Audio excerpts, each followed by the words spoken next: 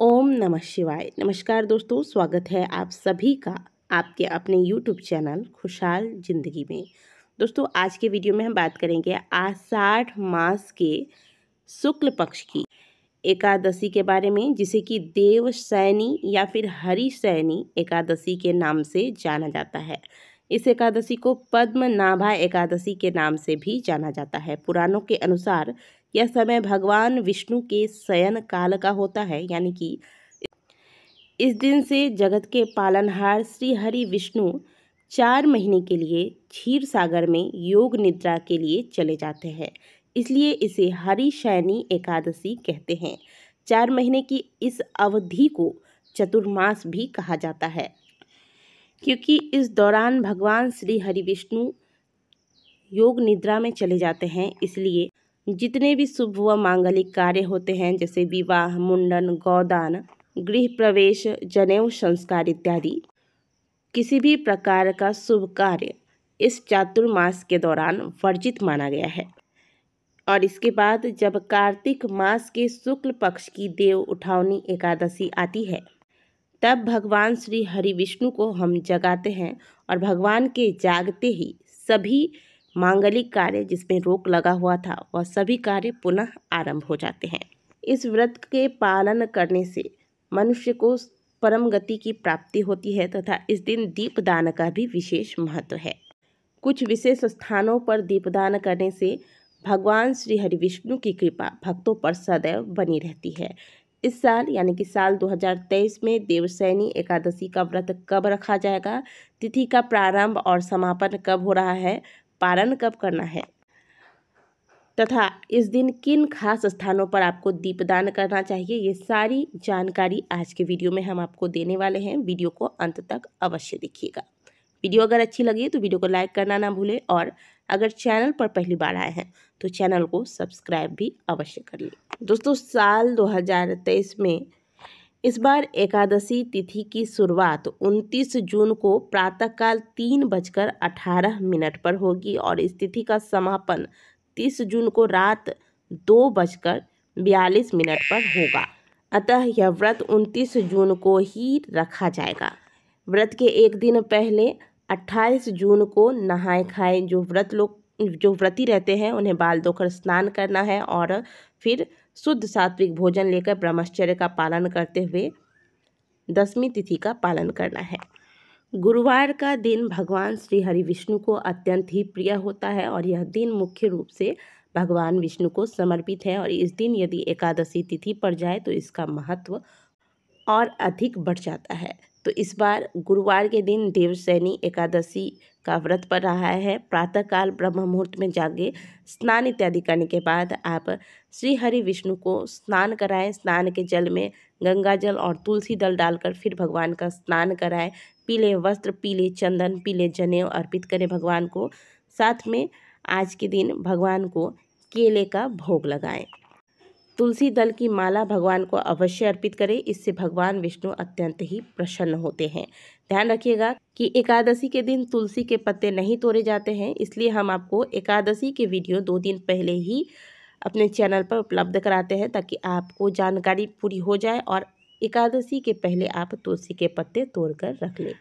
तो 29 जून को एकादशी का व्रत रखा जाएगा। इससे एक दिन पहले ही आप तुलसी के पत्ते तोड़कर इसे सुंदर से धोकर पानी में डालकर रख दें। ये पत्ते बहुत लंबे समय तक ताज़ा रहेंगे और इसका प्रयोग आप पूजन में कर सकेंगे। एकादशी वाले दिन अनाज का पूरे तरीके से त्याग किया जाता है। विशेष करके प्याज, लहसुन, बैगन, चावल का त्याग किया जाता है। मसूर की दाल का त्याग किया जाता है।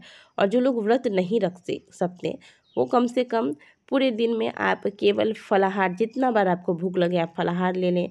आप कुट्टू के आटे का हलवा बनाकर खा लें, आप सिंघाड़े के आटे का हलवा, रोटी, पूरी इत्यादि कुछ भी बना कर खा लें। लेकिन अगर संभव हो तो आज के दिन अनाज का त्याग करें। कुट्टू के आटे का हलवा यह अनाज की श्रेणी में नहीं आता। इसके अलावा आप साबूदाना खा सकते हैं, आप मखाने की खीर बना के खा सकते हैं। ये सारी चीज़ें अनाज की श्रेणी में नहीं आता। अगर आप इतना भी करते हैं तो भी आपको श्री हरि विष्णु की कृपा की प्राप्ति होती है। लेकिन ध्यान में रखिएगा कि एकादशी के व्रत में जब तक आपको बहुत ज़्यादा आवश्यकता ना हो तब तक फलाहार भी नहीं लिया जाता है, ना ही जल लिया जाता है। लेकिन अपने अपने शारीरिक क्षमता के अनुसार हम व्रत रखते हैं। तो एकादशी के व्रत में अगर आप व्रत रख रहे हैं तो एक बार आप फलाहार लीजिएगा, फल, जूस, दूध इत्यादि जो भी आपको लेना है एक बार लीजिएगा। और फिर जो लोग व्रत नहीं रखते, केवल नियम का पालन करना चाहते हैं, वो दिन भर में जितना बार भी भोजन करें, जितनी बार आपको भूख लगे, आप अनाज का त्याग करके बाकी जो भी चीज़ें आप खाना चाहें वो खा लें। इससे कहने का मतलब है कि एकादशी के दिन में अनाज खाने से आपको बचना चाहिए। और जितना हो सके आज के दिन श्री हरि विष्णु के नाम का स्मरण कीजिए, विष्णु सहस्त्र नाम का पाठ कीजिए, इसका श्रवण कीजिए, श्रीमद् भागवत कथा का श्रवण कीजिए। इस प्रकार से आपको अपने मन को भगवान के चरणों में आज के दिन लगाना चाहिए। अगले दिन यानी कि द्वादशी तिथि पर भगवान को भोग लगाने के पश्चात ब्राह्मणों के लिए दान निकालें, ब्राह्मणों को दान करें। और गौ माता को भोजन कराने के पश्चात स्वयं व्रत का पारण करना चाहिए। देवशयनी एकादशी व्रत का पारण का जो शुभ समय होगा वो होगा 30 जून दिन शुक्रवार सुबह 8:50 से लेकर 10:25 तक। इस बीच आपको व्रत का पालन कर लेना है। देवशयनी एकादशी के दिन शाम के समय आपको कुछ विशेष स्थानों पर दीपक लगाना चाहिए, यानी कि दीप दान करना चाहिए। यह दीपक आप घी का या फिर तिल के तेल का तैयार करें।